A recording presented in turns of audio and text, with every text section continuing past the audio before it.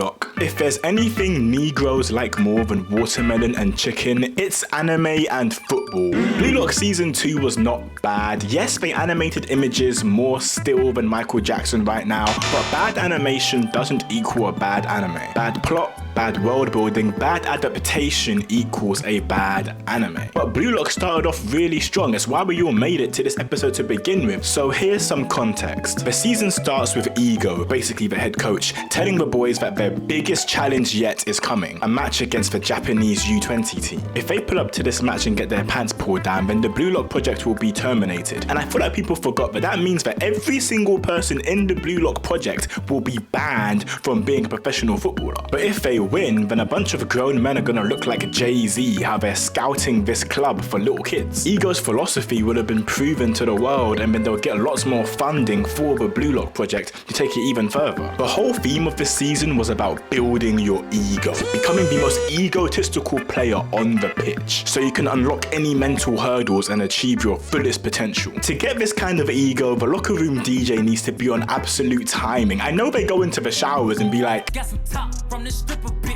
that's how you get into that mode. Then the lineup was announced and they were building their team around Mr. Aura himself. Reen clearly thinks he's Piccolo, trying to act nonchalant and side-eyeing the camera like he's sexy or something. You are not Duke and you are not Sung-woo. In fact, you are nothing but Lil Bro, because his big bro Sai was playing as a guest on the U20 team. Sai demanded that Shido plays with him on U20 and not Blue Lock because he wanted to assess his level. And I'm just going to assume that he got caught moving like Hisoka, and that's the reason why he's locked up like this. No football game is this serious, but just like Hisoka, Shido is a super freak. Every other line that comes out of his mouth makes me grateful for the fact that I have not seen his browser history. He's freakier than the 1000th guy in the Bonnie Blue line, but it's at this point where the match finally begins. Sai gets the ball and immediately activates. He doesn't need to warm up, it's like he was born to do this. But the U20 team really got overhyped, because not gonna lie, they are not that good. Nagi turned into 2015 Neymar and just started doing random skills like me on FIFA and ended up scoring a banger. Ego had the whole team watch Avatar so they can enter the Avatar state during the game, and I'm pretty sure half of Blue Lock needs to be drug tested and banned like Pogba, because I'm 100% sure they're using Compound V to get into the flow state. Like seriously, Shido is not Ronaldo. How did he even get this high? That's pretty much all the context you need for the final episode, so let's skip forward to the point where the game is tied at 3-3 and Reen is tackling his own teammate because he's about to crash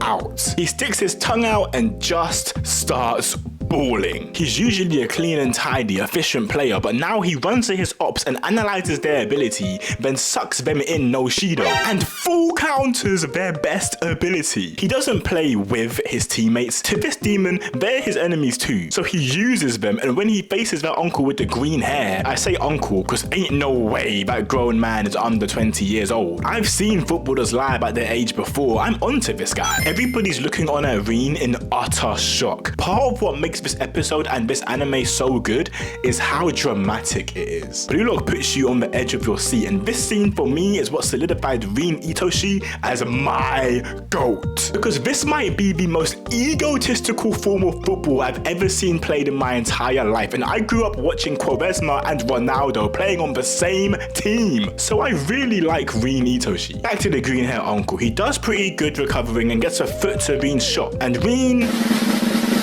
hits the post. Damn! I can't lie, I felt bad for bro, but then the animation changed, and when the animation changes in anime, just know you are about to get fed. I feel like Phantom how I'm about to be eating good. So finally, 8-Bits actually starts animating the show, and I'll be honest with you, even in this scene, the animation isn't even good. It's okay, but the character's movement isn't fluid, and it almost feels rushed. I'm sure there was limited people working on this scene. It's actually very bad for a sports anime in my opinion. However, because it's Blue Lock, I can kind of accept it. And another note about this episode and this season as a whole is that the U20 team was very underwhelming and also much too uninteresting, whilst also not giving enough screen time to the so-called number 2. These aren't big complaints, but I feel like with gaps like this in the writing, it's worth taking note of. But the episode continues with a power struggle between brothers, and Reen realizes that he needs to shatter this dynamic and rise above being the brother of Sai Sai Itoshi and become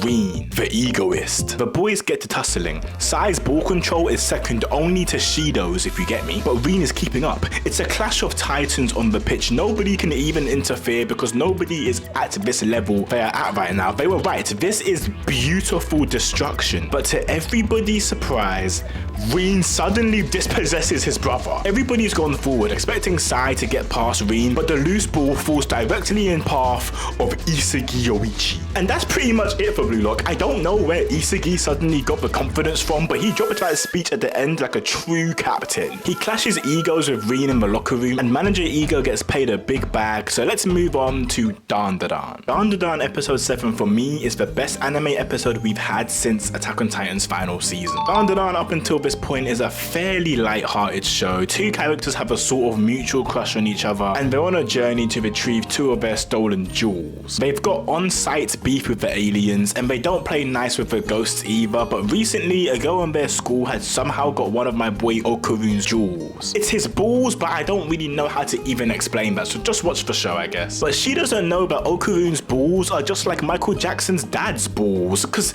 these balls are special. They're infused with a tremendous amount of magical energy, and this energy attracts nearby spirits. And now this same girl is getting stalked by a creepy spirit who keeps on calling her its daughter. My channel is of course quite easy to consume, and I won't be portraying the themes of the show quite as dearly as they do, but I must give warning that what I'm about to speak about may be challenging for some viewers. The episode starts with what appears to be a woman running frantically in the rain. There is no music, just the pathetic fallacy of falling rain, and as she reaches out, it switches back to the ghost that we're with. And Auntie is bugging right now, talking about give me back my daughter, but big bro, this is not your daughter. This is my boy Okurun's mac and cheese, his roast potatoes, his little one on the side, so of course the bros are not gonna give this girl back. But the spirit's too acrobatic, so she ain't serving hands like Yuji, she's serving feet like Dan Schneider. And I don't know what to call this move, but it looks to me like Okurun just gave her the Zinedine Zidane headbutt. And unless he has that same cranium as that one girl who can never stand on business, then I do not know how it did this much damage. But as they find bro's left nut, Turbo Granny realizes that Ira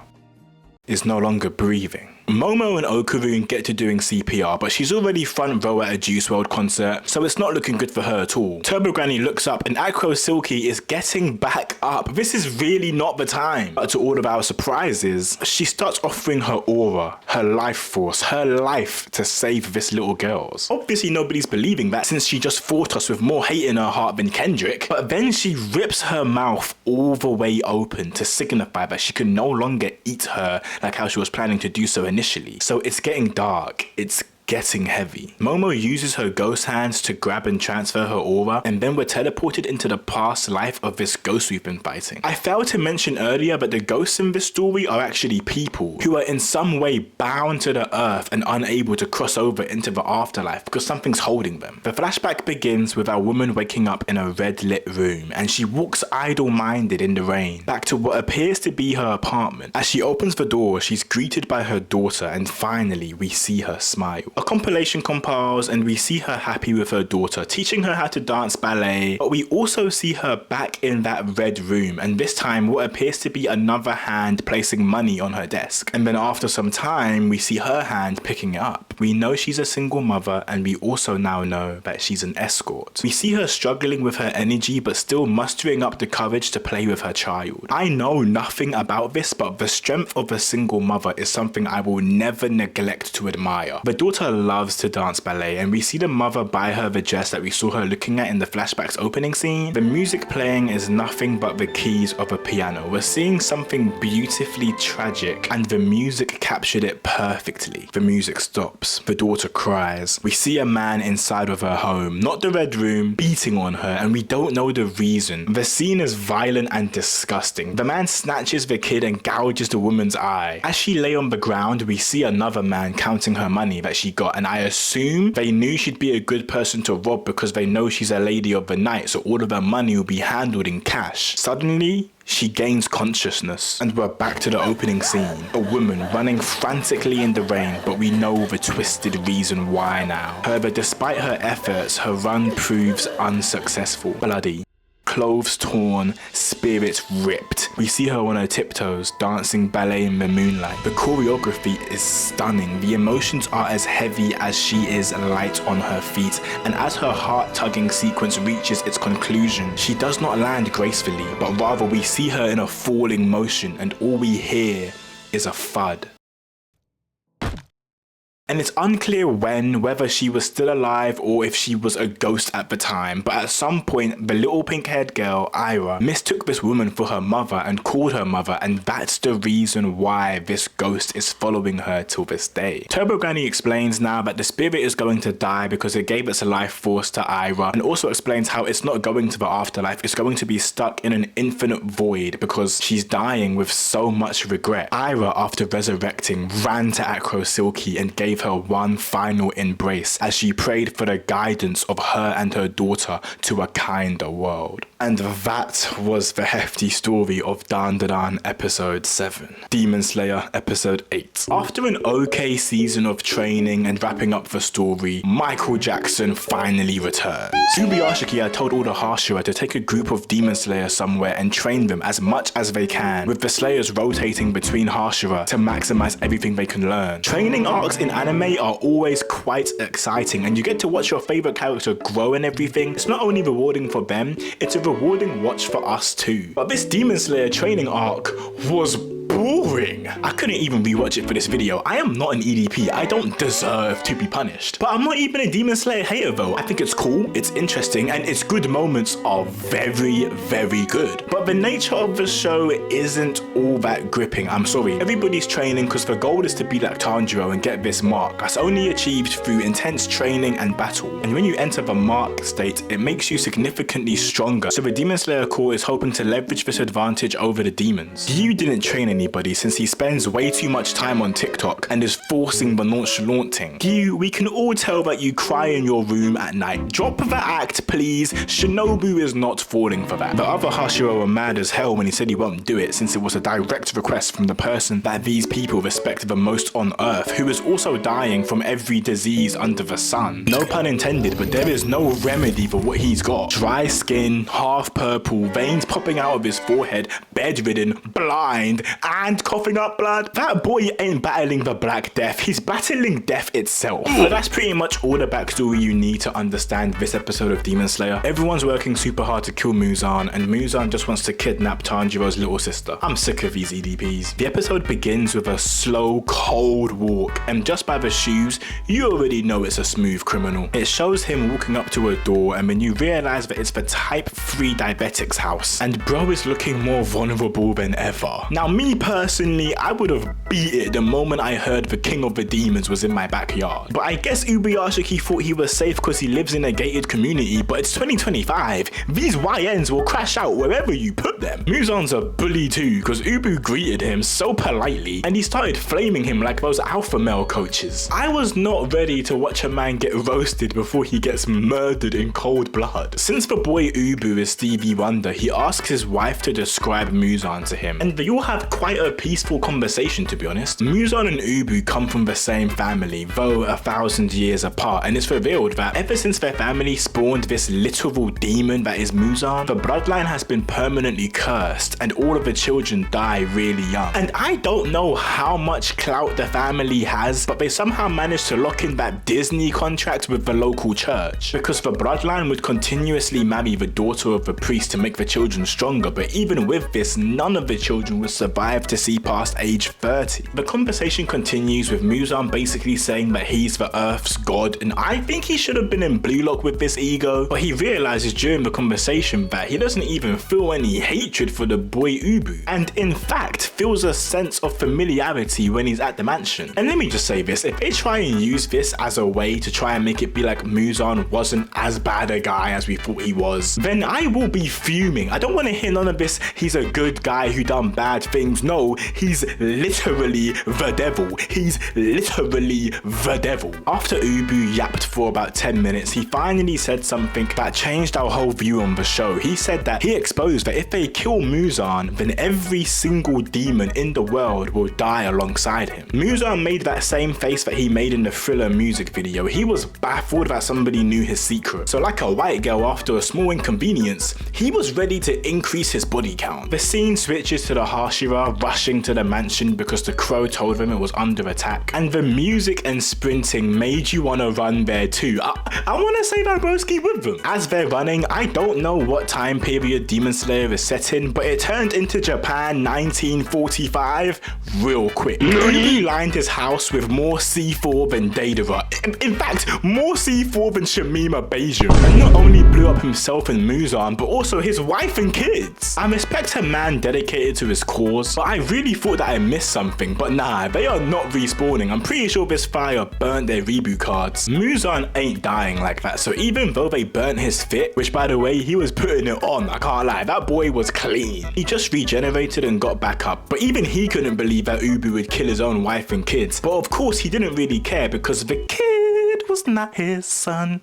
Dumb joke, I am sorry. He couldn't believe just how well Ubu could hide and the amount of bloodlust he had for him. He had that kind of hate that H must have had to reply to Central C on the same day. The soundtrack is only getting more and more intense. Every piece of dialogue is filled with some sort of emotion. Then my baby girl pulls up, traps him in place and injects him with a serum that turns demons back into humans. This is an easy W. They must feel like they're playing at Old Trafford right now. And then one of my personal favorite Hashira pull up and absolutely mace his head off. GG, we won. That boy Muzan got decapitated and we even saw a flashback of the sound Hashira, so I'm thinking it's all over. So I check how long the episode's got left and it's got 15 minutes. It is not over. In that flashback, the master predicted that macing off his head would not be enough to kill him. The only surefire way to kill Muzan is trapping him in place and having the sunlight shine on him. And so this becomes a battle of attrition. And just look at how clean this animation is. I don't need clean animation to enjoy a show, but I'll happily take it when it's there. The boys are boxing and Muzan is panicking. He just wants to shake a leg and moonwalk, but they're holding him down and then he hits that smirk. The one that says, I was always 5 steps ahead of you, and drops all of the Hashira into his infinity castle. A place that exists outside of space-time. It's basically his domain expansion. But not only does he pull in the Hashira, but the entire Demon Slayer core. This isn't a war, it's genocide. With Muzan as the dictator, but that's pretty much how the show ends. And I can't lie, I'm excited to see more of it. Yo, usually in my videos, I'll talk about 4 things, but I only kept it at 3 this time because I can't lie,